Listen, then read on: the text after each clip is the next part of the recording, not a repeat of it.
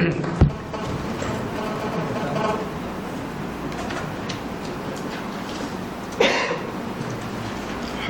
Rabbil Alamin. Wassalatu wassalamu ala ashrafil mursalin wa ala alihi wa sahbihi ajma'in. Subhanaka la ilma lana illa ma 'allamtana innaka antal alimul hakim. Wa bishrah li sadri wa yassir li amri wa hlul 'uqdatam min lisani yafqahu qawli. Rabbi yassir wa la tu'assir bi tamim bi khair wa ba'd. Qala al-muallif rahimahullahu ta'ala wa nafa'ana bi 'ulumihi wa 'ulumihi darain amin.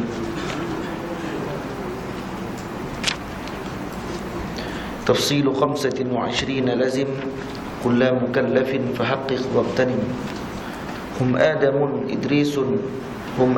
إدريس نوح هود مع صالح وإبراهيم كل متبع لوط وإسماعيل إسحاق كذا يعقوب يوسف وأيوب اهتدى شعيب هارون وموسى واليسع ذو الكفل وداود سليمان اتبع إلياس يونس زكريا يحيى عيسى وطه خاتم دعوية أو خاتم دعوية. Baik. Dan semalam kita dah cerita berkenaan dengan Nabi Allah Adam AS. Hari ini masuk Nabi yang kedua yang wajib kita ketahui adalah Nabi Allah Idris AS. Nabi Idris adalah Nabi yang antara masih hidup, yang sekarang berada di langit yang keempat. Sebahagian pandangan ulama kata dia pada langit yang keenam, sebahagian kata pada langit yang ketujuh, sebahagian pandangan lain kata dia duduk dalam syurga Allah Ta'ala. Jadi ini pandangan ulama berkenaan dengan Sayyidina Idris AS. Jadi dia masuk dalam syurga Allah Ta'ala selepas mana dia merasakan mati. Sebab setiap Nabi ni dia ada kawan baik dia masing-masing. Dia kalangan malaikat dia ada kawan baik dia.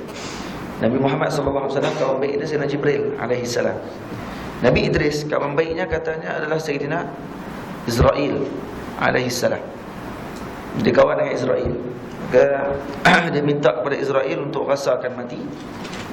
Israel minta kepada Allah Ta'ala, ringkas cerita, dan akhirnya dicabut nyawa dia untuk dia rasa mati. Dan selepas dia rasa mati, kemudian dia minta pula nak tengok syurga dan neraka.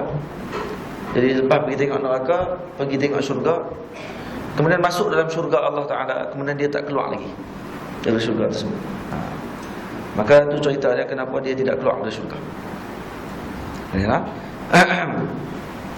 Dan Nabi Idris AS antara Nabi yang pandai menjahit. Dia kata ulama, semua Nabi-Nabi ini dia ada tugas masing-masing. Yang bidang kerja mereka tadi ini diwarisi kepada umat selepas itu. Jadi yang kalau kita pandai dalam bidang tertentu ni, biasanya ada Nabi-Nabi yang pakar juga dalam bidang tersebut. Yang Nabi Idris pakar dalam jahitan dan juga pertanian. Dia bertani dan juga menjahit. Ini diceritakan kata Iblis datang bertemu dengan Sayyidina Idris AS tengah duduk menjahit. Kemudian Iblis itu tanya kepada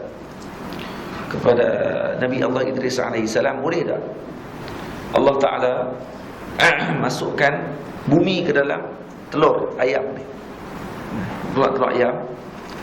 Kemudian dia kata, boleh tak Allah masukkan bumi dalam telur ayam? Nah, jawapan mudah ya, boleh dalam jalan apa? Allah Ta'ala Maha Qadir. Tak? Jadi dia nak tanya apa soalan macam ni. Kemudian bila dia tengok bayang benda tersebut, dia tanya ni orang, tapi bayang ada tanduk. Dia tanya Iblis ni. Dia kata jawab tak boleh jauh, dia tak main dekat sikit. Maksud tengah duduk menjahit. Dia tak nak jawab soalan tu, dia tak boleh duduk jauh-jauh, dia main dekat. Kawan dia pun main dekat. Main dekat, dia kata jawapan dia ni cucuk biji mata tu dengan jarum. Jerit Iblis, maki Nabi Allah Idris AS, lepas tu dia lari ke belah. Sampai lah Iblis la'natullah alaih, matanya buta sebelah, kena cucuk dengan Nabi Idris AS.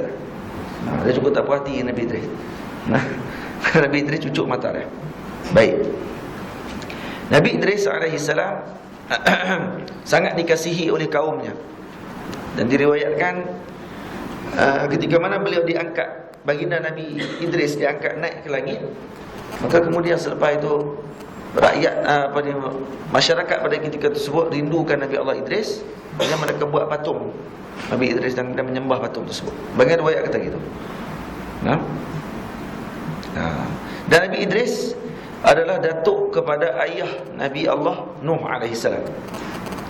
Datuk kepada ayah Nabi Nuh, maksudnya moyang, datuk kepada ayah. Dia moyang-moyang. Bani Adam, Idris, Nuh yang ketiga. Itu Nabi Idris. Nabi Nuh AS. Jadi Nabi Idris tidak ada kuburnya. Maqam Nabi Idris tidak ada, kerana Nabi Idris masih hidup. Kita carilah maqam dia. Jadi dua Nabi yang masih hidup di langit, iaitu Nabi Allah Idris AS dan Nabi Allah Isa AS. Dan dua Nabi yang masih hidup di bumi, Nabi Allah Ilyas AS dan Nabi Allah Khidir AS. Jadi dua orang Nabi. Baik. Sebab tu kalau tengok di langit yang langit yang kedua, ada berapa orang Nabi? Dua orang Nabi. Langit pertama Nabi Allah Adam AS waktu Isra dan Mi'raj. Langit kedua ada dua Nabi, Nabi Yahya dengan Nabi Isa AS. Kenapa ada dua orang Nabi pada langit ni? Kerana nanti Nabi Isa akan turun. Akhir zaman Nabi Isa akan turun. Jadi Allah dah letak siap-siap ada dua orang, kerana tidak mahu nanti bila ketika turun tidak ada orang yang duduk pada ketika itu di tempat yang sebut. Jadi tak mahu ada kosong dengan Nabi. Ini yang tak ada jawapan ulama sebut. Jadi kalau dia turun pun dah ada Nabi, dah ada standby dah kat tempat tersebut. Jadi setiap tingkatan tu ada Nabi-Nabi masing-masing. Baik, Nabi yang ketiga adalah Nabi Nuh AS. Nabi Nuh yang mana Allah Subhanahu Wa Taala telah menyelamatkan baginda dan juga pengikut baginda daripada tenggelam dalam tufan, dalam banjir besar. Wa farrat tanur, disebut dalam Quran kan, wa farrat tanur. Jadi tanda macam mana nak tahu kata akan berlakunya banjir besar tersebut, maka Nabi Allah Nuh AS mula-mula buat dulu kapal di atas bukit. Mula dikutuk oleh orang ramai, kata gila apa semua ni, orang buat kapal tepi laut, dia buat kapal atas bukit. Dia tak buat, dia tak nak masalah sebab ni arahan daripada Allah. Maka dia buat. Dia buat kutuk. Yang buat kutuk ni bukan sangat kutuk, pergi berak terus kata. Jahat dia buat ni. Kau buka dalam YouTube, dalam Facebook. Dalam apa ni Google kau tengok, tulis Bahtera Nabi Nuh. Tulis. Ada dia punya bentuk Bahtera Nabi Nuh yang dibuat kajian oleh Mak Saleh, orang putih, berkenaan dengan bentuk yang mereka kaji pada bentuk Bahtera Nabi Nuh AS. Jadi bahtera tu nampak pelik sedikit, tapi segak, nampak comel, padat elok. Lepas tu dibuat kajian oleh orang putih. Bila dia buat kajian balik, tengok, kata ini bentuk yang mereka agakkan pada bentuk bahtera Nabi Nuh AS. Jadi bahtera tu ditutup daripada atas bawah semua tutup. Baik, bila mana Nabi Nuh AS buat kapal di atas bukit, kemudian nak dapatkan arahan daripada Allah untuk naik di atas kapal tersebut, kata disebut dalam Quran mufarrat tanur. Tanur ni ayat letak di dalam teko, kemudian air tadi akan menggelegak keluar. Agak ayat tu akan gelegak keluar. Jadi bila gelegak keluar ayat tersebut, maka Nabi Nuh akan tahu kata hari ini akan berlakunya peristiwa itu. Maksudnya air akan menggelegak keluar daripada muka bumi dan akan turun daripada langit. Kalau jadi banjir besar, kerana daripada bawah pun keluar, daripada atas pun keluar. Jadi bila keluar itu, maka Nabi Nuh akan bagi arahan kepada seluruh pengikut Nabi Allah Nuh untuk naik di atas kapal tersebut. Maksudnya binatang-binatang secara berpasangan, dan juga tumbuh-tumbuhan. Tumbuh-tumbuhan juga dibawa naik ke atas kapal tersebut. Jadi kapal tadi, dalam kapal itu dibahagikan ikut bilik. Ada bilik-bilik pula. Ada bilik untuk zirafah, ada bilik untuk gajah, untuk binatang-binatang. Saya sebut tadi, puak musyrikin waktu tu bukan setakat kutuk, tapi berak pula atas kapal. Berak ramai-ramai. Tengah dia buat ni main berak, lawan berak. Dia tak kata apa. Satu hari ada seorang tua, dah tua, lumpuh. Dah lumpuh, jahat pula tu. Dia pun tapi berak juga. sekali. Ni kata jahat ni, tak ada kata apa. Maka naik dia atas kapal tadi, nak berak. Bila nak berak, jatuh dia di atas kapal tersebut. Dia jatuh tatik yang pokok dia nak berak tu, dia jatuh dalam tatik tu. Jatuh dalam tatik tu, boleh bangun terus. Boleh bangun berjalan pula. Dah dia buat apa? Kutip balik tatik tu. Allah Ta'ala hina dia balik. Dia kutip balik tatik tadi. Kata tatik ni boleh buat ubat. Padahal mereka berak atas. Ni, mereka berak lah kali yang cuci saja. Kan Nabi Nuh cuci. Mereka sendiri cuci. Mereka cuci seorang sikit. Bawa balik rumah pula. Ubat. Nah. Ubat kerana apa? Kerana tatik tadi kena dengan kapal Nabi Nuh. Berkat Nabi Nuh AS, tatik tu jadi ubat. Pakai korek balik. Lah kali cuci elok kapal. Daripada tak berkilat. Mereka tolong ketam lah. Mereka yang tolong buh apa ni, plastik apa? Bukan plastik. Shelek apa semua tu mereka. Ni kata. Baik. Ini yang berlaku pada Nabi Allah Nuh AS. Panjang cerita Nabi Nuh AS. Dan akhirnya kapal Nabi Allah Nuh mendarat di Bukit Judi katanya. Dan di Bukit Judi ini di Turki. Di Turki. Dan kapal yang sangat besar. Kemudian semua binatang dibawa oleh Nabi Allah Nuh AS. Dan kata ulama, bukan binatang, semua binatang yang kadang ada kita jumpa, ada kita tak jumpa, kadang-kadang baru jumpa. Di Amazon saja, kata Syekh Ali Juma, ada pokok hampir berapa ratus lagi pokok yang baru dijumpa, baru ditemui spesiesnya. Ada di Amazon. Kata hak ni baru jumpa, hak ni baru jumpa. Padahal kata Syekh Ali, sebenarnya mungkin Nabi Allah Nuh AS dah lama dah bawa pokok semua, cuma tak ada nak jumpa. Maksud dia hebat Nabi Nuh AS ni. Maksudnya dia hebat dalam semua bidang. Kalau Israiliyat berkenaan Nabi Nuh ni macam-macam. Cerita bila dalam kapal, ketika dalam kapal Nabi Nuh AS, ni cerita Israiliyat ni. Waktu dalam kapal, singa terkena penyakit bersin. Dia jadi kena penyakit bersin sikit. Dia penyakit yang tak boleh nak apa, sikit-sikit bersin, sikit-sikit bersin. Bersin rupanya kenapa? Kerana tikus suka masuk dalam, suka buat kacau kat hidung singa. Akhirnya Allah Ta'ala buat macam mana, saya tak ingat. Akhirnya dia bersin keluar kucing.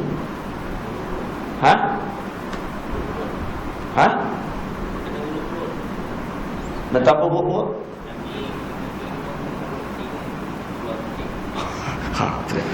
Tu baru pula tu saya dengar. Nabi Nuh urut singa keluar kucing. Tu baru tu. Yang saya dengar apa ni, dia bersin kan keluar kucing. Bersin keluar kucing. Jadi kucing ni daripada singa lah. Maka tikus pun takut dengan kucing. Kenapa? Kecuali tikus dalam malar, tengok tak apa nak takut pula tengok. Kucing pula takut dengan tikus. Tikus besar. Baik. Tak apalah tu cerita Israiliyat tu. Percaya tak percaya, sudah. Masalah apa. Ada kait dengan akidah tu. Tak ada kait dengan akidah. Tak, itu bukan bab penciptaan. Tak masalah apa. Kita keluar pada mak kita, apa masalah? Kucing kalau keluar pada singa, apa masalah? Keluar kucing hidung, bersin. La ilaha illallah. Tu pun nak pelik. Yang jadi tu bukan singa tu, Allah yang jadikan. Tak suruh pelik apa. Kita ni pelik sebab dengan Israiliyat tu ya. Hamba Israiliyat tu terus tolak macam dengan hak ni, cerita ni khurafat, munafik, bid'ah dalalah. Ini masalah. Jadi itu cerita Nabi Allah Nuh AS. Yang dikatakan bahawa Nabi Nuh AS mendarat pada 10 Muharram. Jadi pada hari Ashura. Pada hari Ashura. Dan campur makanan apa semua itu semua riwayat. Riwayat tadi khil wa qal, ada pandangan ulama sekian-sekian ada kata tidak benar dan sebagainya. Mu'ala kulli hal, campur makanan. Ada yang bawa adas kacang, ada yang bawa buah pisang. Campur yang campur ini kemudian jadilah bubur Ashura. Kan? Katanya daripada peristiwa Nabi Allah Nuh AS dalam kapal. Yang pentingnya mana pun mai tak ada masalah lah. Yang penting sedap tu ya. Buat Ashura tu sedap. Nak jamu makan, jamu sudah, tidak ada masalah. Kita buh nama bubuk Asyura ke, bubuk Tasu'a ke, nak bubuk Zulhijjah ke, bila nama. Dia kata buh nama bubuk Asyura itu jadi bid'ah. Ni zaman Nabi tak pernah buat bubuk Asyura. Kita buat bubuk Asyura tu buh nama, macam hampa tu buh nama lah. Chef tu ada masak, lepas tu buh nama macam-macam. Dia buat ikan kecil dia buh tu. Lepas tu dia buh datang daun buah atas tu. Filet berdaun kepala otak apa tau. Jual 30-40 ringgit. Tak buat pula ayat tu. Tak bid'ah dalalah zaman Nabi dah menentang tu. Ada apa. Nah. Lepas tu dia buh roti apa tau. Ni. Ni. KFC, McDonald lepas tu keluar tu. Burger samurai. Samurai pun kena demai balik. Aku tak nak makan mentang. Dia kata. Aku tak nak tengok burger mentang ni. Dia kata. Tiba-tiba buh nama aku. Samurai. Dia tak? Kita tak ada masalah buh nama. Dah buat pada hari Asyura. Kita campur-campur. Dia kata yang kami masalah tu tak cerita tu. Cerita Nabi Nuh campur-campur jadi tu. Cerita kita kata. Nama apa Israiliyat. Yang saya sebut dah Israiliyat ni lagi mana tak canggah dengan akidah dalam masalah. Baik masa buat Asyura canggah akidah kan. Canggah ke akidah campur pisang dengan tepung, lepas tu campur kacang. Buh sikit kacang. Kata-kata dia orang Kelantan buh daging. Orang Kelantan buh daging kat bubuk Asyura. Lepas tu jadi masalah kan? Lepas tu khilaf pula. Macam mana boleh Kelantan buh daging? Macam mana di belah Kedah tak buh daging? Adakah buah Asyura? Khilaf riwayatnya pula. Mampu bila tak mana apa, yang penting makan sedap. Nak tu ya. Hampa tak makan sudah. Suruh komplain orang nak makan. Hak orang nak buat ni, buat je dalam masalah. Dalam hadis Nabi sebut at-ta'imut ta'am, bagi makan pada orang. Dan pada hari Asyura disunatkan bagi makan pada orang. Tausi'atu alal ayal, meluaskan rezeki kepada keluarga pada hari Asyura adalah salah satu benda yang dituntut pada hari Asyura. Tak, antara cara meluahkan rezeki kepada keluarga dengan cara bagi makan. Termasuk buah Asyura bagi makan. Bagi zakat lagi bukan keluarga kita ya, satu kampung tu kat bak masak pakat makan. Kemudian cerita kelebihan hari Asyura dan sebagainya. Dan hari Asyura memang hari Nabi Allah Nuh AS selamat daripada banjir. Sebut oleh puak Yahudi sendiri bila Nabi tanya kan, Najjallah Musa, Allah Ta'ala telah menyelamatkan Musa pada hari ini.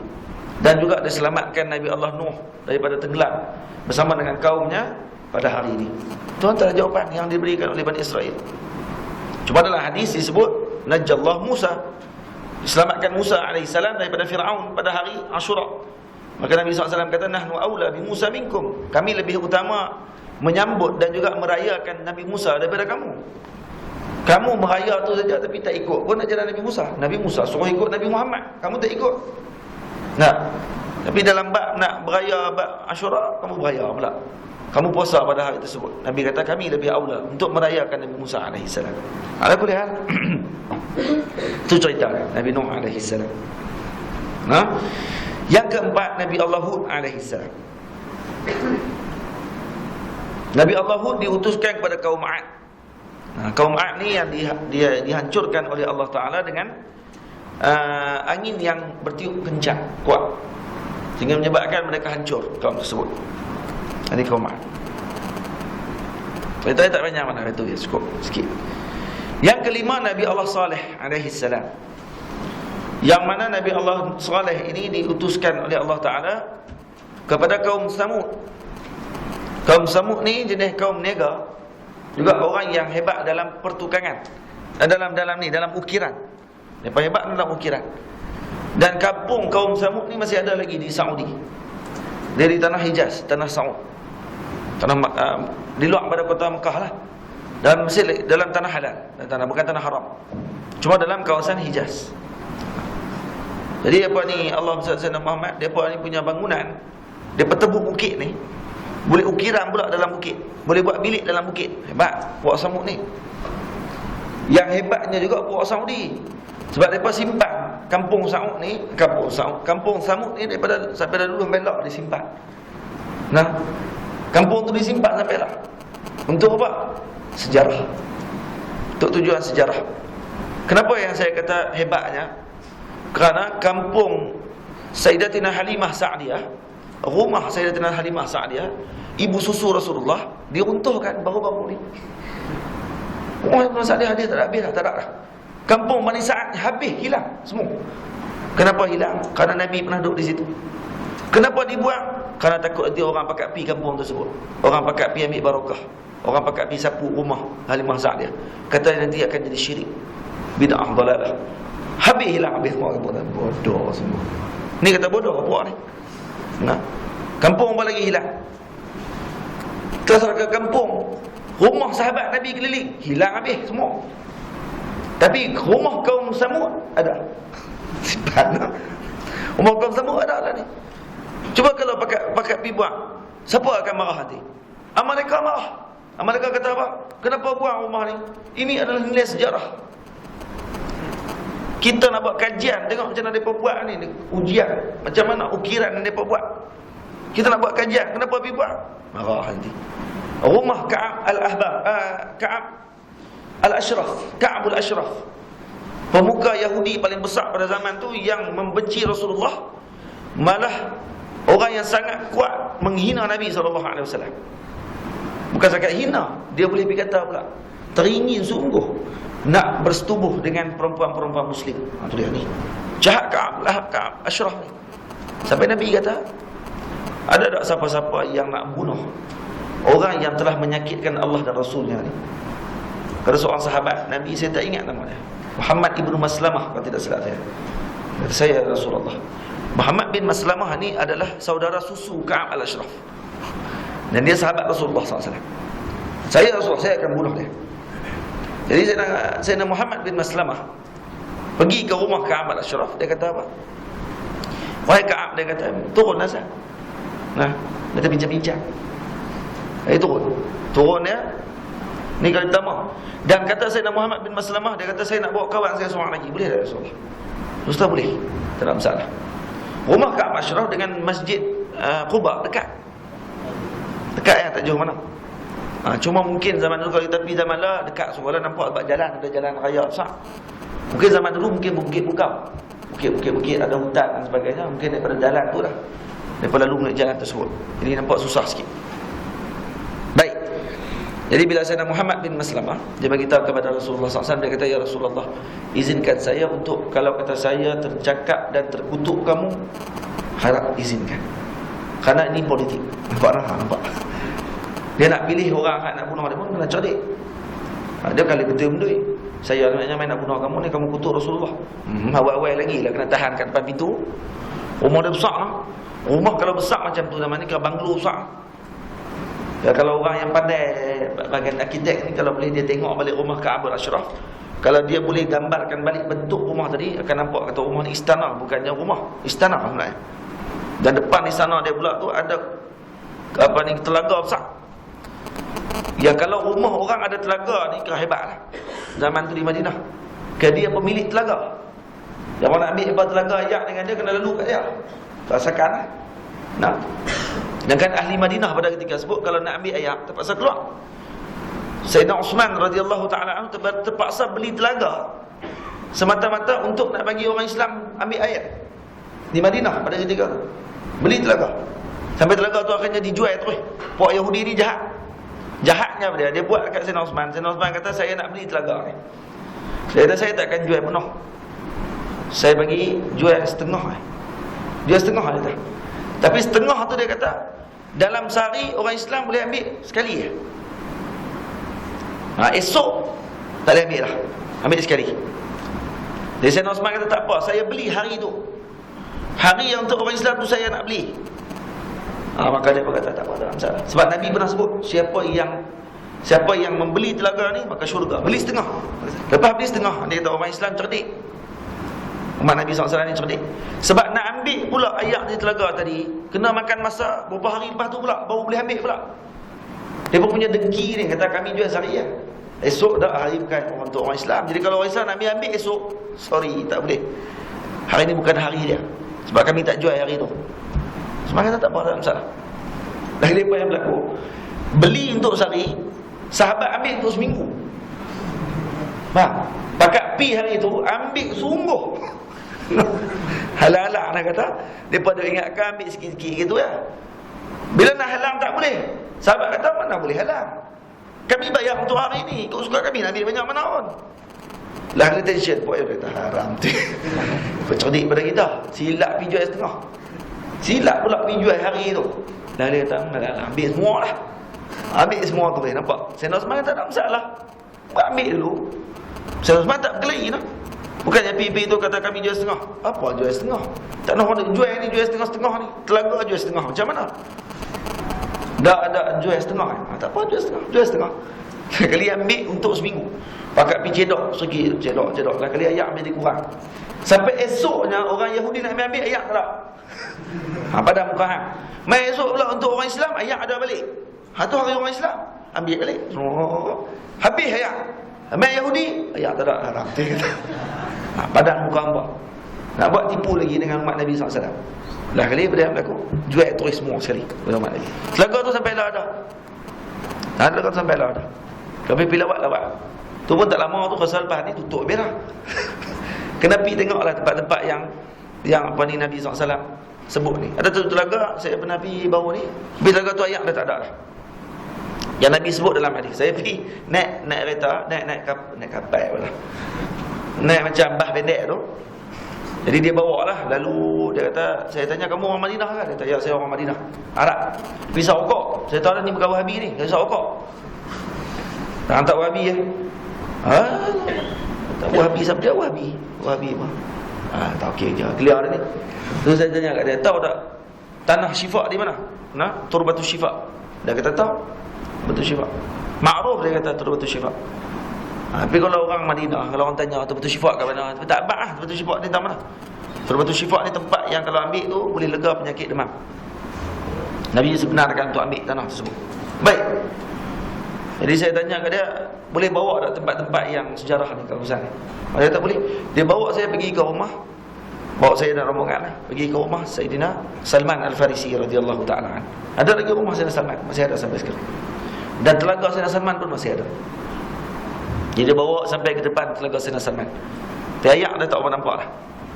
Dia kata ni telaga Sayyidina Salman. Kemudian dia beritahu kat saya jalan sebelah kiri. Dia ada dua jalan. Jalan sebelah kanan ni nak pergi ke rumah Sayyidina Salman Al-Farisi.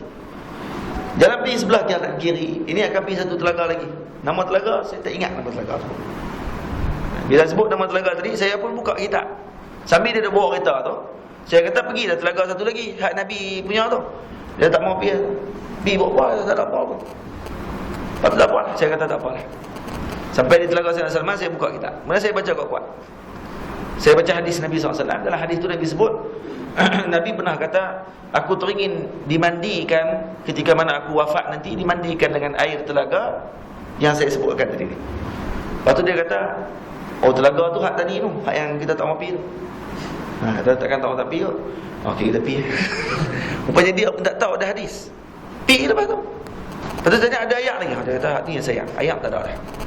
Tak tahu sebab apa. Ayat tak ada. Berhenti dah ayat. Tapi cuma bentuk telaga masih ada sampai sekarang. Sebelah sekolah. Telaga tu sebelah sekolah. Baik. Ini yang apa ni Allah SWT Muhammad yang berlaku lah. Kaum Samud ni dikekalkan tempat dia. Ka'ab Ashraf serta tak habis. Muhammad bin Maslamah akhirnya pergi pertama dia kutuk Rasulullah SAW. Macam dia ni lawan dengan Rasulullah, maka nak bagi kepercayaan kepada Ka'ab untuk selepas ni baik dengan dia. Jadi sebab tu dia minta izin dengan Rasulullah. Rasulullah kata tak ada masalah, silakan kamu nak kata apa pun kata. Kerana ni adalah politik. Jadi selepas selesai benda tu, dia pun minta kepada kepada Ka'ab Ashraf. Dia kata kita nak buat macam mana? Apa yang kamu nak daripada kami? Lepas tu dia pun minta dipendekkan cerita lah. Dia kata saya teringin nak bersetubuh dengan orang perempuan Islam. Atau apa yang dijawab oleh Sayyidina Muhammad bin Maslamah? Dia kata, macam mana kamu nak buat dengan mereka? Kamu ni handsome, perempuan muslimah, bukan comel. Tak comel saja dia cari nak pergi lari pada benda tu. Perempuan Islam tak comel. Cari orang perempuan Yahudi lagi ramai yang cantik. Kamu ni handsome, wangi, mana sesuai dengan mereka? Lepas tu dia kata, kalau kata kita nak buat pertukaran lah, kami pun nak buat pertukaran juga. Dia kata, dia pemain ni bincang sebagai adik-beradik, nak main bincang nak buat pertukaran ni senjata. Sebab apa? Muhammad bin Maslamah kali pertama masuk tak boleh bawa senjata. Kalau bawa senjata nampak sangat. Dia bawa masuk kali pertama dengan mau masuk Kosong, bawa pergi kosong. Sebagai adik-beradik ya. Jadi kali kedua dia masuk dengan dia pergi bincang tu dengan cara untuk dia nak pinjam pedang, senjata daripada Ka'ab bin Ashraf. Jadi akhirnya Ka'ab bin Ashraf dia percaya, dia tengok saudara susu dia ni walaupun Islam tapi nampak macam dengan lawan dengan Nabi sallallahu alaihi wasallam. Dia kata okey ni. Tak apalah, kita bagi pinjam senjata, tak ada masalah. Jadi kali kedua masuk boleh bawa senjata. Sebab nak tukaran senjata apa semua kali, dia bawa senjata, bawa pedang siap. Ni dia kata strategi. Masuk kali kedua, masa dia panggil, wahai Ka'ab, turun. Ka'ab turun ni, daripada dua orang, Muhammad bin Maslamah dengan seorang lagi. Isteri Ka'ab al-Ashraf ada dalam rumah. Dia kata, wahai suami aku tak payah turun kot. Kata, kenapa tak payah turun? Tu saudara aku tu, Muhammad bin Maslamah. Dia jangan turun, aku terbau-bau darah pada malam ni. Yang hebat orang Yahudi ni no. Kapiak-kapiak pun dia ada juga firasat no. Ilmu tu dia ada. Dia kata saya terbau darah pada malam ni. Bau darah apa dia kata? Ini saudara aku. Aku percaya dengan dia. Kerana dia ni orang yang baik, orang yang dah aku yakin dengan dia, dia akan bunuh Muhammad nanti. Tak ada main nak bunuh balong, bodoh. Jadi akhirnya dia pun turun tu. Dia kata, Masya Allah, saya enggak hari ni. Ka'ab Ashraf tinggi orangnya, 3 meter tinggi dia. Besar orang dia. Gagah, memang kuat sungguh. Dia memang kuat. Jadi nak lawan dengan dia kena kuat juga. Orang hak kuat juga. Jadi Muhammad bin Maslamah juga kuat. Kalau pergi Sayyidina Umar, nampak sangat dah. Awal-awal lagi kena tolak. Sayyidina Umar antara yang paling kuat lah. Tapi Sayyidina Umar tak boleh pergi. Kalau pergi memang dah awal-awal lagi, Yahudi akan tahan, tak boleh masuk. Lepas tu pergi orang lain yang nampak ada kaitan dengan dia. Ini strategi Rasulullah SAW. Sampai bawah, kemudian dia kata, saya gak, kata. Wangi ya, kata. Pakai minyak wangi apa ni? Main nak bau sikit kepala. Masa nak bau kepala tu, hak tu yang kata seorang lagi. Dia kata, bila aku cium kepala kali pertama, kamu buat-buat nak cium juga. Bila kamu cium, maka ketika sebut, aku akan pancung kepala dia. Jadi dia pun cium bila pertama dia cium.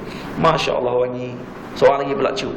Masa cium kali kedua, barulah Muhammad bin Maslamah dia cabut pedang dia dan dia pancung Ka'ab bin Ashraf. Senang kan mampu gitu, senang. Tak payah tak perang apa semua kali, buat helah, tapi makan masa sikit. Dan mereka sendiri menggadaikan nyawa mereka ketika sebut. Dan katanya Ka'ab bin Ashraf tak mati lagi. Waktu kena tetak tak mati lagi. Dia sempat lari masuk ke dalam kebun kurma. Akhirnya dikejar oleh Sayyidina Muhammad bin Maslamah dan dibunuh dalam kebun kurma tersebut, berdekatan dengan Masjid Quba, kawasan kejadian. Dan rumah Ka'ab Ashraf sampai sekarang dikekalkan sampai sekarang. Kalau kita pergi sampai lah boleh tengok. Kenapa kekal rumah Ka'ab Ashraf? Kenapa tidak kekal rumah Sayyidina Uthman?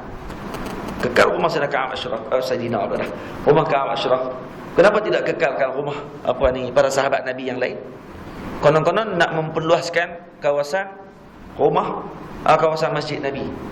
Tak apa nak luah masjid Nabi. Kenapa tak bagi tahu tanda sikit, ini rumah kawasan rumah ini, ini tanda kawasan rumah ni, ini kawasan perkampungan sekian-sekian. Kenapa tak buat tanda langsung? Kenapa tak buat tanda di mana Nabi berjalan? Kenapa tak buat untuk bagi orang tengok? Nampak? Tak nak. Zaman Turki Uthmaniyah juga berlaku pemesatan dalam pembinaan kota Madinah Al-Munawwarah, tapi rumah para sahabat tidak dibuang. Zaman Turki Uthmaniyah tak dibuang rumah sahabat. Bila Saudi naik, dibuang terus rumah sahabat Nabi. Antara yang dibuang rumah Sayyidina Allahumma salli ala Sayyidina Muhammad, Abi Ayyub Al-Ansari. Sayyidina Abi Ayyub Al-Ansari rumahnya di Masjid Quba. Dan juga rumah Kulsum Ibn Hibmin, dibuang juga rumah dia. Pakat buang habis. Rumah Sayyidina Kulsum dan juga rumah Sayyidina Abi Ayyub Al-Ansari di depan Masjid Quba, bersambung dengan Masjid Quba. Dulu ada sekolah, ini dibuang lah. Dan ada kebun tempat Nabi SAW minum dan makan bersama dengan Kulsum Ibn Hidmin, bersama dengan Sayyidina Abu Bakar dengan Sayyidina Umar. Di kebun tersebut Nabi makan kurma, jamu dengan kambing bakar dan sebagainya. Nabi makan di situ. Satu pun dah dibuang. Akhirnya jadi tempat parking bahar tadi.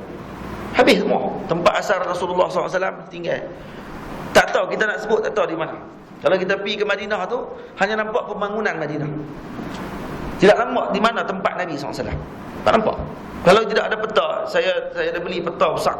Peta tu ada seorang ulama daripada Madinah, dia ambil inisiatif, dia buat balik. Dan dia sendiri tanda di mana tempat Nabi, mana Nabi berjalan, kawasan mana Nabi berjalan. Kalau kata semayang hari raya, Nabi berjalan ke mana, Nabi balik ke kawasan mana, ceritakan satu-satu. Nah, ditunjuk satu-satu jalan. Jadi waktu tu kita nampak gambaran, bila duduk depan makam Nabi, oh kita nampak, oh rupanya Nabi jalan pada sini, pergi ke Masjid Qomamah, Nabi patah balik ke jalan lain. Kan Nabi pergi raya kan jalan lain, balik jalan lain. Tu ditunjuk satu-satu jalannya. Kemudian tunjukkan kampung-kampung. Kampung mana tempat para sahabat radhiyallahu alaihim ajma'in. Ini kata Allahumma salli ala sayyidina Muhammad. Pada zaman sebut. Baik. Cuma ceritanya pasal Samud tu lari habis semua keluar sampai ke kampung. Kita nak marah nak marah. Marah kat Pok Saudi. Dah sokong Mursi jatuh, lepas tu bagi pula duit dekat Abdul Fattah Sisi. Berapa puluh bilion kan dia bawa masuk untuk nak pam kerajaan baru ni. Suruh naik. Dia berbimbang dengan kerajaan hak Mursi ni. Tak tahu bimbang apa tu.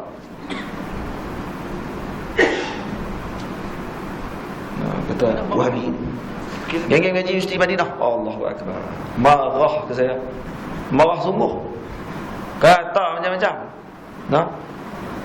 Kata penyembah kubur. Oh, syok kita penyembah kubur tu. Daya ni penyembah kubur, dia tarik gitu tu. Penyembah kubur tarik.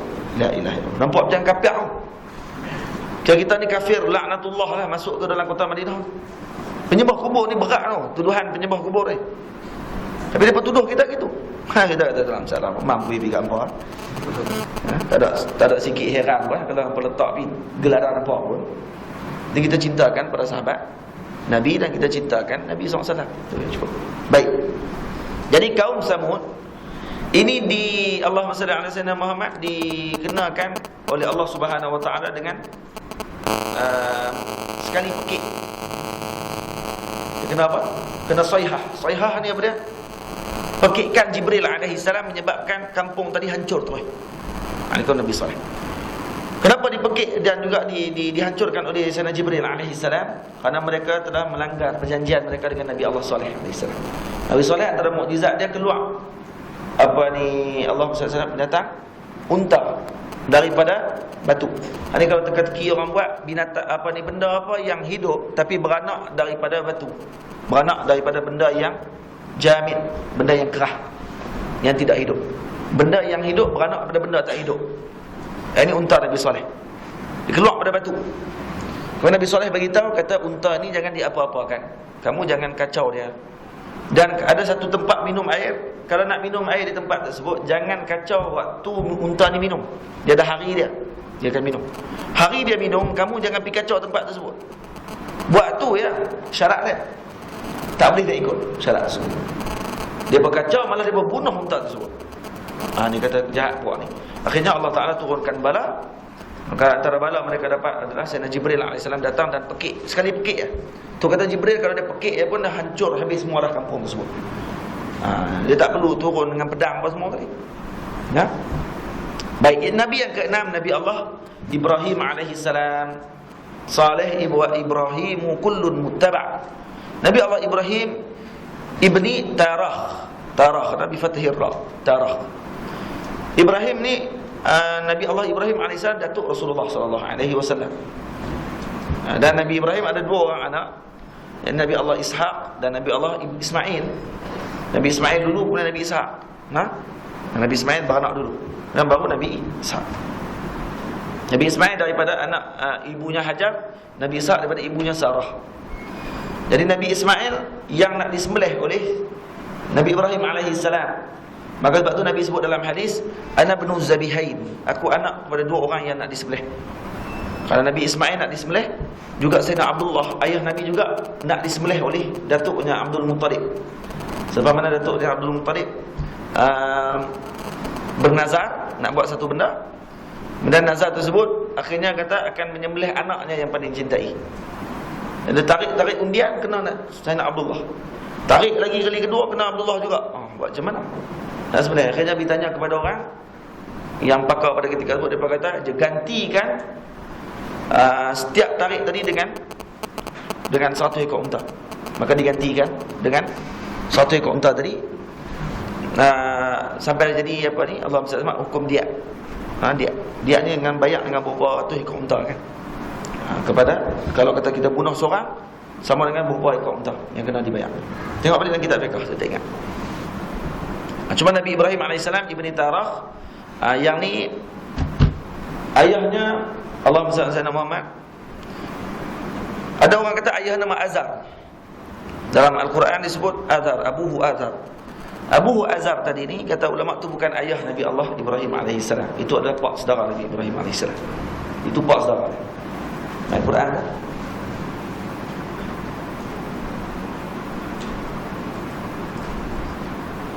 Tak mana surah Ibrahim tu?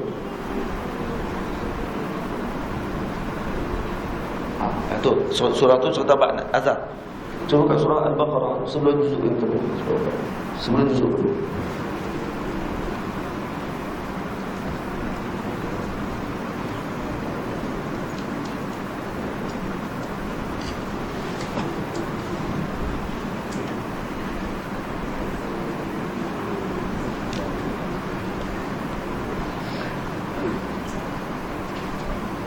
Baik.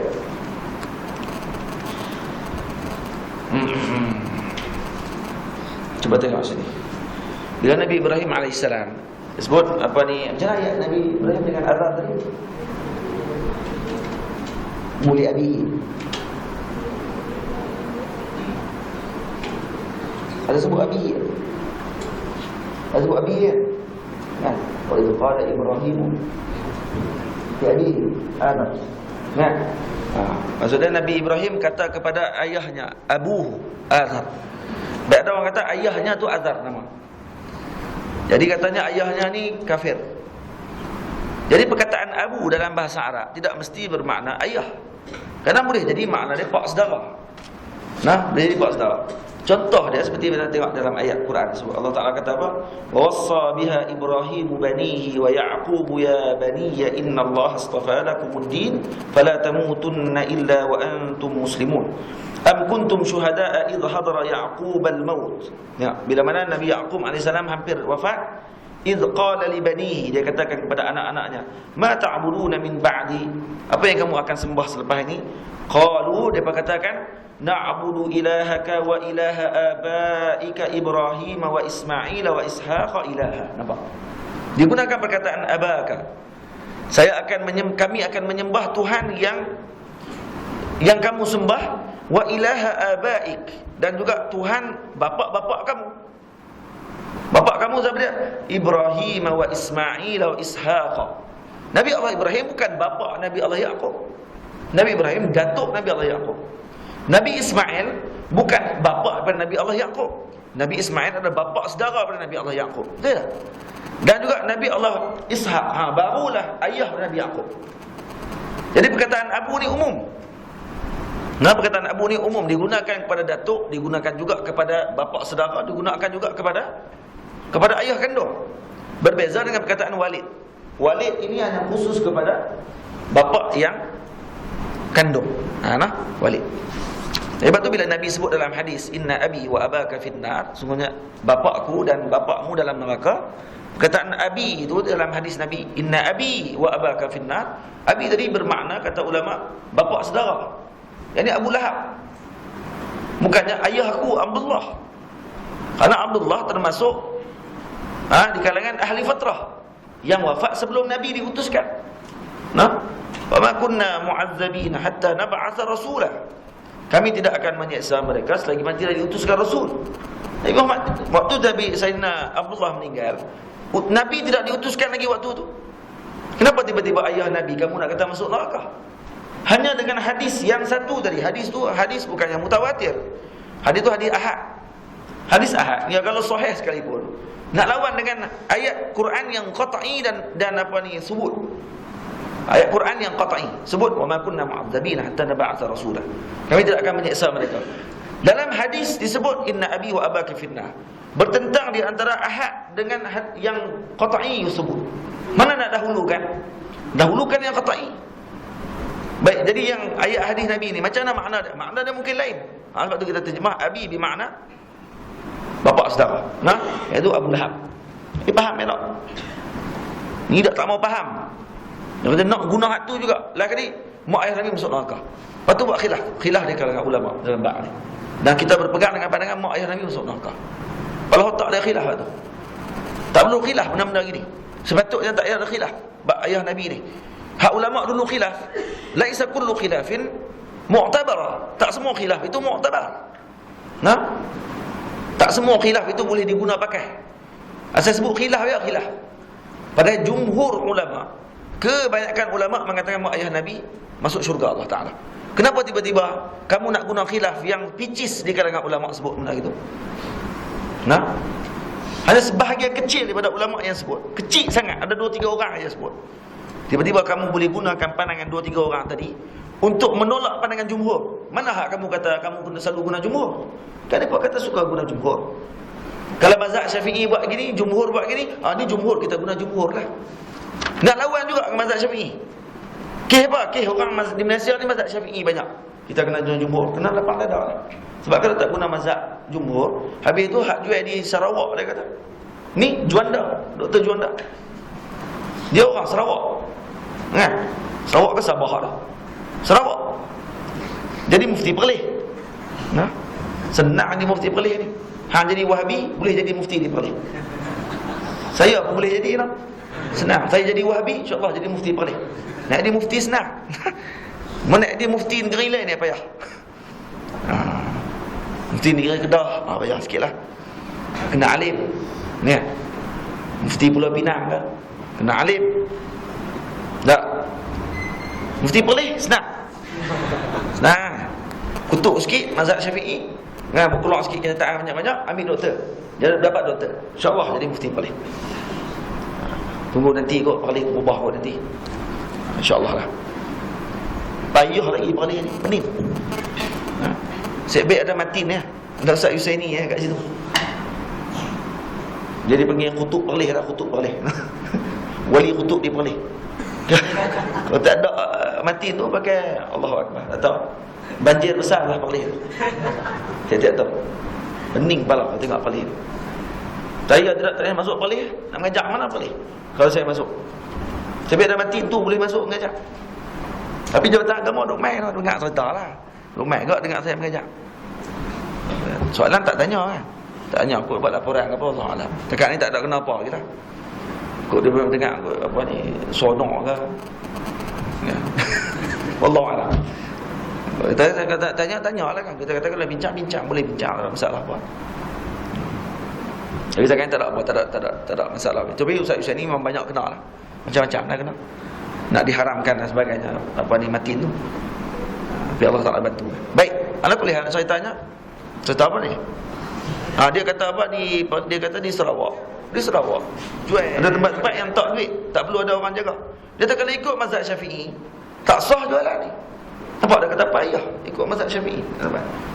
Kenapa nak kena komplain mazhab Syafi'i dalam bab tu? Kita tak komplain pun. Kalau tidak orang mazhab Syafi'i tak pergi beli ayak Coca-Cola, hak yang jual dekat tu. Datang vendor mesin tu. Betul tak? Hak buah ayak duit RM2 tu pung jatuh. Tak ada akad jual beli langsung. Kita mazhab Syafi'i, kalau kita tengok haram jual ni di tanah Semenanjung. Kerana ini adalah tidak ada akad jual beli. Jadi kalau nak jual juga kena tak akad jual beli. Kalau bubuh tu pung jatuh, saya jual. Saya beli. Kalau dia jawab saya jual tu tak ada nak ambil Coca-Cola, lari dulu. Kalau dia beli tengah-tengah malam, kan jatuh tu saya jual. Tak kelari waktu tu. Tu mana pula yang pergi jawab ni. Jadi kita tak ada syadid sangat dalam bab muamalah apa semua ni. Muamalah ni luah. Berapa ramai kita dah pergi jual buah minyak tu, hak dia pergi jemput saya jual. Ada. Tu hak yang kita pergi kedai, kita pergi beli barang dekat Tesco apa semua tu, hak yang pergi cucuk. Kita bagi kad debit dia. Kad kredit debit apa semua tu, bagi. Dia cucuk-cucuk tu pergi barang. Orang ni pula batal. Ada dia kata, saya jual. Kita saya terima, saya beli 30 orang kata gitu. Sengit mulut orang tu. Tak, lah ni nak kata. Dia sebut ke tak sebut? Tak, kalau dia sebut. Tak sebut pun, dia tak sebut. Kita ni, kita pi tak bagi ni. Kamu bagi ke tak bagi ni? Kamu redha ke tak redha jual kat saya ni? Sebut jual dulu. Saya jual. Beli KFC pun saya jual. Saya terima, saya beli. Kan? Kalau kata gitu, boleh tak? Boleh tak, nak masalah. Mazhab Syafi'i kena gitu. Tapi kita tak ingat mazhab lain. Hak yang tak ada, kita pun terima terus walaupun dia tak sebut. Kita terima, tak ada masalah apa. Kita pun makan. Kita tak ada mazhab lain yang kata boleh, tak ada masalah. Dia nak komplain juga, nak kata ni lah mazhab Syafi'i. Payah. Pergi ke Jepun, bagi pening orang Jepun pula. Budak-budak Jepun. Ada tempat budak-budak Jepun yang jauh nak semayang. Semayang nak kena pergi sampai 2 marhalah. Baru sampai ada tempat, ada masjid. Dia pergi ke sana, dia kata apa? Ni puak ni lah, bukan dia seorang lah, ramai lagi. Hak jenis pergi ke sana, dia kata, tengok, kalau kita ikut mazhab Syafi'i kan susah. Tak boleh kan semayang Jumaat. Kenapa? Mazhab Syafi'i takkan 40 orang. 40 orang main mana? Masjid pun tak ada. Jadi nanti kita takkan semayang sampai bila-bila. Tengok lebih komplain budak-budak gitu. Budak-budak kalau dengar gitu, dia akan kata apa? Susah rupanya mazhab Syafi'i ni tau. Nampak? Padahal kalau kita dalam ulama dalam mazhab Syafi'i kata apa? Kalau kita pergi ke sana, kalau dia bertanya kepada kita, Ustaz, kami ni duduk di kawasan ni, nak semayang Jumaat terpaksa pergi 2 marhalah. Baik, jadi wajib tak kami semayang Jumaat? Mazhab Syafi'i kata tak wajib. Habis tu kami duduk 6 tahun di sini ni, 6 tahun tak semayang Jumaat lah. Tak wajib. Semayang apa? Dia kata dia seolah kata bila kata tak wajib ni seolah tak payah semayang Jumaat. Kita kata hang tak payah semayang Jumaat ni bukannya hang duduk kat ni kawasan Surah Mustaqim ni. Ni duduk kat tepi tu, Masjid Sabirin. Hak boleh buat main Jumaat, tiba-tiba dia pergi kata tak wajib main Jumaat. Hak ni yang pentingnya sebab dekat nak mampu. Hak ni dah jauh, kita kata tak wajib. Tak wajib tadi bermakna Jumaat tidak wajib bagi dia. Habis tu 6 tahun tak ada Jumaat. Ya tak ada Jumaat. Sebab kamu tak cukup orang. Kamu pula bukan mustautin, kamu mukim. Kamu mukim saja. Nak cukup Jumaat bagi sah ni kena 40 mustautin. Hak mukim ni wajib Jumaat. Tapi yang jadi kira bilangan untuk mustautin. Mustautin punya orang hak duduk tempat tu pun tak Islam. Jadi kamu dah tak wajib pada asal. Tak wajib pada asal maksudnya kamu dah terangkat, dah tanggungjawab daripada kamu. Tak layak, tak wajib bagi kamu untuk buat. Berdosa tak? Nak berdosa apa tak wajib. Habis tu kena mayang asar, Zuhur kan. Zuhur kena mayang. Takkanlah Jumaat tak mayang, betul mayang asar tu. Zuhur kena mayang juga. Dia doktrin kepada budak-budak, bagi tahu seolah-olah tak mayang Jumaat ni kira teruk gila. Nak teruk gila, padahal dia tak wajib. Nak abang tak wajib tu yang budak ni pening. Tak wajib tu dia lah. Macam mana 6 tahun tak mayang Jumaat? Tak wajib. Faham budak mak tak wajib tu dia tak kenal lah. Tak berdosa apa. Ya ilaha illallah. Baik, habis.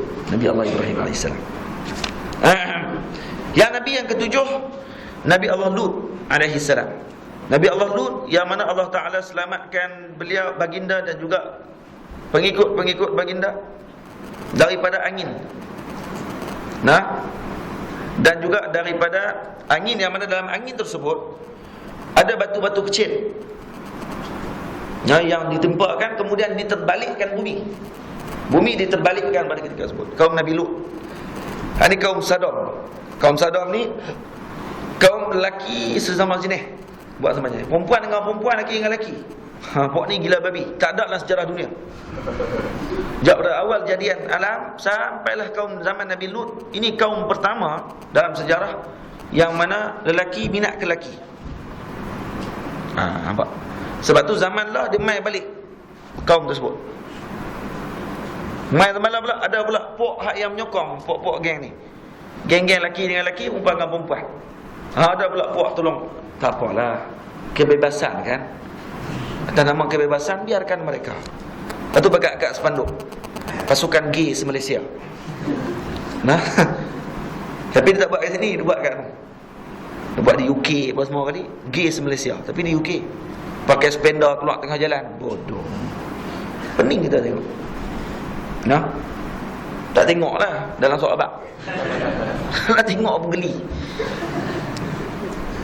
Bukan badan jenis lembek, bukan jenis au kecil gedik ni. Badan tegak. Badan jerok tu. Tapi gay bodoh. La ilaha illallah. Buat apa badan besar-besar itu tapi gay.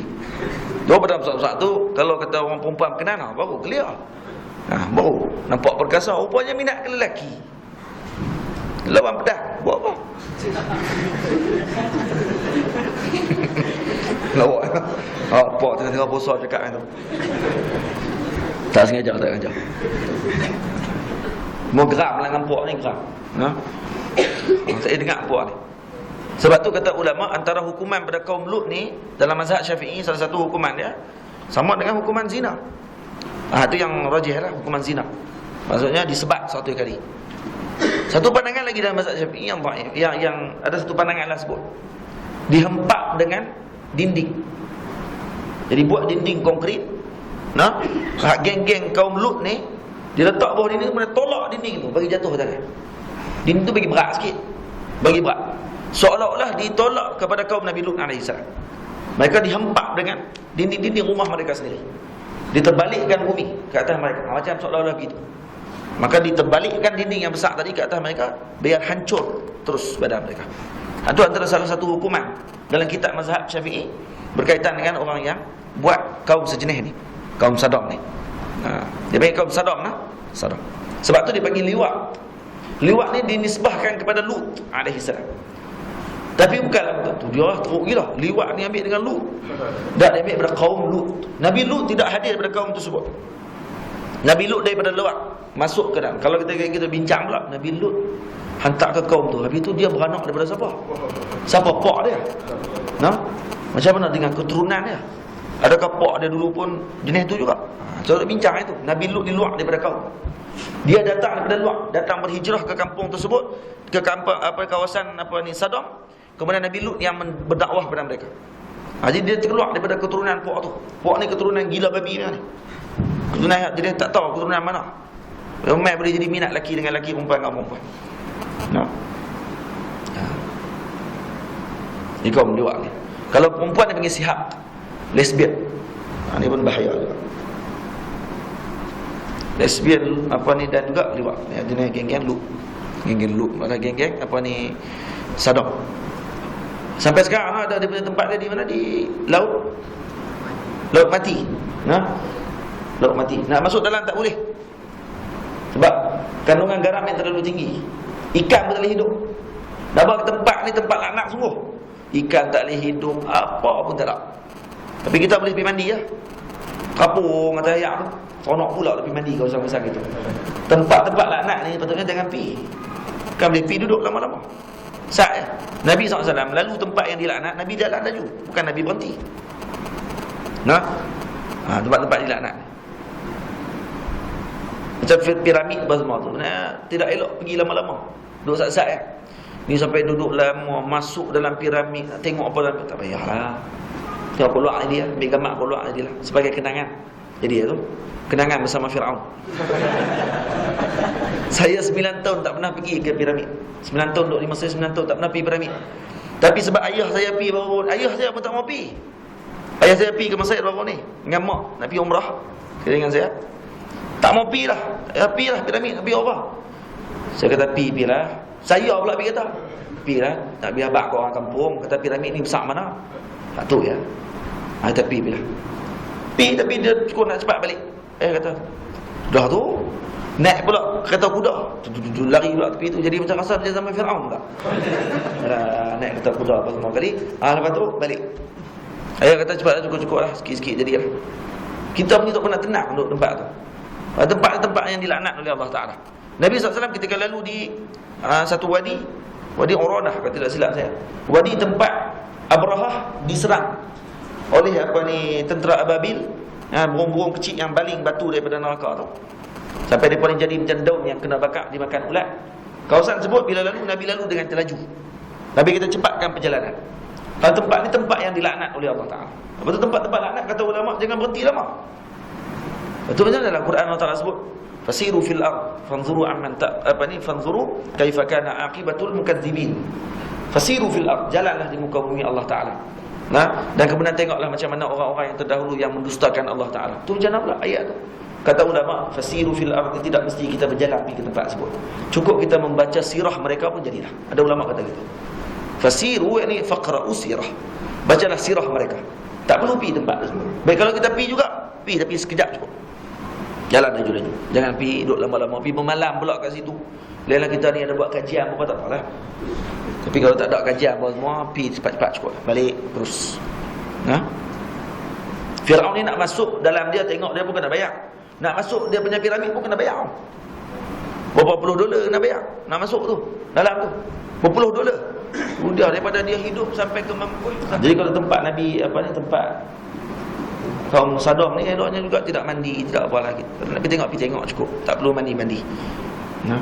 Ada orang kata ayak tu je elok. Kalau kata ni, kalau ada penyakit kulit apa semua, elok pergi mandi. Macam-macam. Elok pula mandi kawasan tu. Untuk ubat penyakit, ambil barakah pula dah. Hak dalam tu pokok hak yang laknat, lepas tu di atas ni ada barakah pula. Wallahu a'lam, saya tak tahu. Cuma elok tak elok pergi. Kalau pergi tengok tak apa. Baik. Yang ke-8,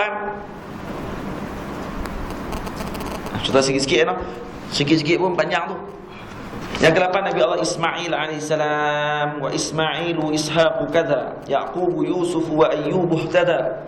Nabi Allah Ismail yang ke-8, ibni Ibrahim, yang mana ayahnya, ibunya adalah Sayyidatina Hajar. Ini yang disebut dalam Quran, fabasyarnahu bighulamin halim. Kami berikan berita gembira kepada Nabi Allah Ibrahim alaihissalam dengan akan mendapat anak yang halim. Sebelum Nabi Ibrahim mendapat berita akan dapat anak Nabi Ismail alaihissalam, Nabi Ibrahim dah tua pada ketika tersebut, umur dah 90. Umur dah 90 tahun. Dia nak dapat anak ni, kata Nabi Ibrahim seolah macam agak payah kat sebut. Jadi fabasyarnahu bighulamin halim. Kami beri berita gembira kepada Nabi Ibrahim alaihissalam. Pergi beri berita gembira. Tak lama kemudian malaikat yang datang kepada Nabi Allah Ibrahim minta izin pula untuk pergi ke Nabi Lut alaihissalam, untuk bagi berita balak pula. Berita gembira kepada Nabi Ibrahim, berita balak kepada Nabi Lut alaihissalam. Kita Nabi Lut, kami ini adalah utusan Allah Taala. Bila Nabi Ibrahim bila malaikat sampai di kampung Nabi Lut, ketuk rumah Nabi Lut buka, tengok handsome, segak semua orang. Nabi Lut bimbang ni, orang segak-segak macam ni kalau mai tak lama. Pok ni kalau tengok boleh berlaku rogol beramai-ramai no? Rogol lelaki bodoh ni lah. Tengok dia tu kata bodoh pok ni. Ni. Maka Nabi Lut suruh cepat-cepat masuk rumah. Masuk dalam rumah, Nabi Lut duduk jamu makan. Siapa yang pergi report dekat orang ramai? Habaq kata ada orang segak duduk dalam rumah Nabi Lut. Isteri Nabi Lut alaihissalam. Nampak jahat balong ni. Dia keluar pergi habaq. Kata pergi rumah tengok ada orang segak nak mampu. Bukan orang, malaikat. Tapi dah main dah bentuk orang. Main dah bentuk segak lah. Dia habaq kata ada orang segak semua main. Puak tu main buat demonstrasi tu weh. Main depan rumah Nabi Lut buat demonstrasi. Tolonglah buat keluar. Tunjuk ke kami depa orang tu siapa dia? Ada dua orang malaikat. Siapa dia dua orang tu, tunjuk kami. Nabi Lut keluar, Nabi Lut kata kamu nak buat apa? Tak perlu dia kata. Anak-anak aku pun ada hak perempuan, kenapa tak mau? Bukan Nabi Lut nak bagi tawaran kat puak tu, cuma nak abang kata perempuan pun ada. Kenapa tak mau kahwin dengan orang perempuan? Kenapa nak dengan orang lelaki? Dah kami nak tengok hak tadi ni, hak main kata rumah. Buat keluarlah. Nak tengok segak tu orang mana. Bayangkan orang lelaki tengok lelaki, kemudian duk keluar ayat liak. Allahu Akbar. Saya tengok nak bayang macam geli. Masa nak menyepak menyepak kepada. Orang lelaki tengok orang perempuan, keluar ayat liak. Normal. Ni orang lelaki ni, betul lah orang lelaki. Tapi cuma kena nasihat lah. Terus ada buat gitu teruk sangat tengok. Relax lah. Sampai teruk sangat tengok tu. Cuma normal lah. Kita tahu kata dia lelaki. Ni tengok orang lelaki, tengok kawan lelaki dengan kawan lelaki baik sikit. Hak lelaki seorang lelaki jealous. Hak jenis jealous ni nak kena buh siku La ilaha illallah. Hak ni berlaku lah. Macam-macam. Jadi bila Nabi Ismail kata Nabi Lut kata begitu, kalau akhirnya bila masa Nabi Lut tahu dah. Pada ketika itu sebab bila jamu makan, malaikat kata kami tidak makan. Jamu minum, kami tidak minum. Nabi Lut kata ni bukan orang, ni malaikat ni. Maka baru malaikat bagi tahu, kata hari ni pada waktu sekian-sekian kamu dan pengikut kamu keluarlah daripada tempat ni. Kerana bala Allah Taala akan datang selepas itu. Siapa yang akan bawa balak tadi? Mereka ni lah, malaikat ni lah akan bawa main ni. Bawa apa pun? Jerit dia. Begitu. Hancur kampung tersebut. Saya nak bayar macam mana kata kuatnya malaikat ni. Hebat. Dan Jibril AS juga terlibat dalam menghancurkan negara itu. Baik, Allahumma salli ala sayyidina Muhammad. Itu cerita dia. Pendek tuan-tuan, panjang lagi tu banyak, nanti kita cerita dia. Kita buat hikayat para rasul nanti, insya-Allah. Baik. Jadi Nabi Ismail bila mana cerita kata fabasyarnahu bighulamin halim. Halim ni maksud dia apa dia? Halim ni maksud seorang lelaki yang mana Allahumma salli ala sayyidina Muhammad, kanak-kanak dan juga pemuda yang dia mampu menanggung sabar kalau kata ada balak yang besar akan berlaku kepada dia. Seolah-olah memberitahu nanti akan datang bahawa Nabi Ismail ini adalah orang yang mampu menanggung ujian yang Allah Ta'ala akan bagi kepada dia. Dia akan disembelih, maka dia akan terima ujian tersebut dengan baik. Nampak tak? Kemudian Nabi yang ke-9, Nabi Allah Ishaq ibn Ibrahim. Juga ini adalah anak Nabi Allah Ibrahim, tapi anak daripada Sayyidatina Sarah. Jadi pada selepas Nabi Sayyidina Hajar radhiyallahu ta'ala anha dan juga alaihi assalam dan juga Nabi Ismail dipisahkan oleh Nabi Ibrahim alaihi salam ke bumi Makkah Al-Mukarramah. Selepas dia beri nasihat, Allah Subhanahu wa taala memberikan arahan kepada Nabi Ibrahim untuk memisahkan di antara Hajar dengan Sarah. Pada mulanya Sayyidina Sarah yang benarkan untuk Sayyidina Hajar berkahwin dengan Nabi SAW, Nabi Ibrahim alaihi salam. Dan Sayyidina Ibrahim, Sayyidina Hajar ini adalah hadiah daripada raja yang nak rogol Nabi Sayyidatina Sarah. Ada seorang raja kan, kita cerita dah tahun lepas kan, seorang raja nak rogol Sayyidatina Sarah. Duduk ligan Sayyidina Sarah keliling katil tu. Dan Sayyidina Sarah doa kepada Allah Ta'ala dan akhirnya lumpuh badan Pak Long tu, raja tadi. Yang waktu tu Nabi Ibrahim duduk dalam penjara dan dia nampak melalui dinding, nampak terus apa yang berlaku kepada Sayyidina Sarah dan raja tersebut. Dan Sarah ni segak orang ni. Maka raja ni berkenan nak bersama dengan Sayyidina Sarah. Sayyidina Sarah lari. Kemudian lumpuh lepas didoakan. Dan dia kata tolonglah doa bagi jadi elok balik. Maka Sayyidina Sarah mayang 2 rakaat, baca doa balik, elok balik badan, elok balik ligan balik. Orang kata jahat balong ni. Dia elok balik dia ligan lagi, Dia ligan kali kedua, jadi lagi. Sayyidina Sarah doa lagi, kali yang kedua lumpuh lagi. Ada doa tu. Lepas lumpuh kali kedua, dia kata tolonglah habis. Kali ni aku tak buat dah. Sungguh aku tak buat. Doa kepada Allah. Maka Sayyidina Sarah pun sembahyang. Sayyidina Sarah ni bagus sungguh orang ni. Sembahyang 2 rakaat. Sembahyang 2 rakaat, elok balik. Elok balik ligan kali ketiga. Ni kena ketiga kali ni dah teruk ni. Kali ketiga lah kali dia kata, kali ketiga ni lah dia kata. Aku memang sungguh tak buat. Sungguh lah memang tak buat. Dan lepas tu pula dia boleh pergi kata pula, lepaskanlah perempuan ni kerana dia ni bahaya macam dengan iblis. Iblis pula hang yang iblis kata ke dia iblis. Tapi bagus juga raja ni, dia bagi hadiah pula pada Sayyidina Sarah.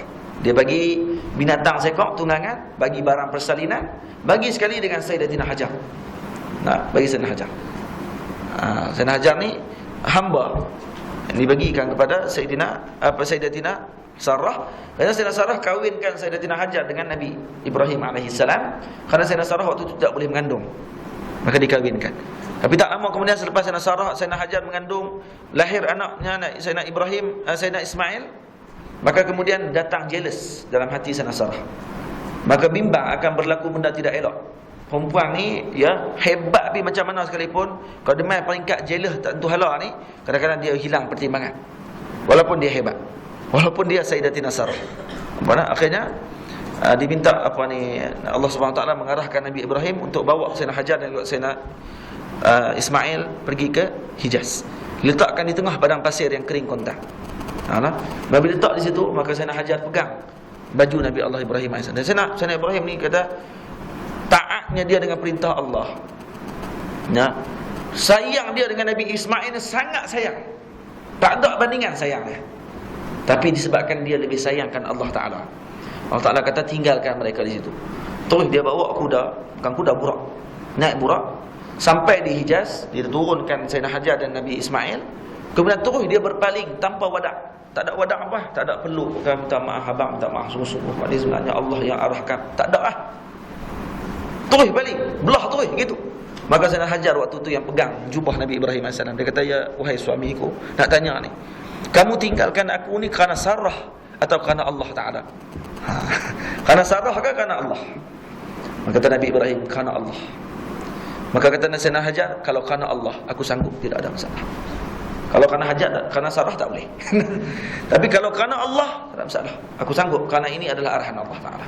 Nampak ni, hebat ni Sayyidina Hajar ni. Maka dia duduk di situ sampai wafat. Sayyidina Ibrahim tidak pernah datang tengok dia. Kerana arahan Allah, Allah tidak benarkan dia untuk datang. Dia datang. Selepas Sayyidina Hajar meninggal, baru Nabi Ibrahim datang. Baru waktu tu buat Kaabah bersama dengan Nabi Allah Ismail alaihi salam. Cerita dia begitu. Cerita dia begitu. Cerita panjang lagi hari Isnin nanti insya-Allah. InsyaAllah kita akan sambung pada hari Isnin nanti. Aqulu qawli hadza, astaghfirullahal azim li wa lakum. Assalamualaikum warahmatullahi wabarakatuh. Bismillahirrahmanirrahim. Alhamdulillahirabbil alamin. Wassalatu wassalamu ala asyrafil mursalin wa ala alihi wa sahbihi ajma'in. Rabbana atina fid dunya hasanah wa fil akhirati hasanah wa qina adzabannar. Sallallahu ala sayyidina Muhammadin wa ala alihi wa sahbihi wa baraka wa sallam. Walhamdulillahirabbil alamin.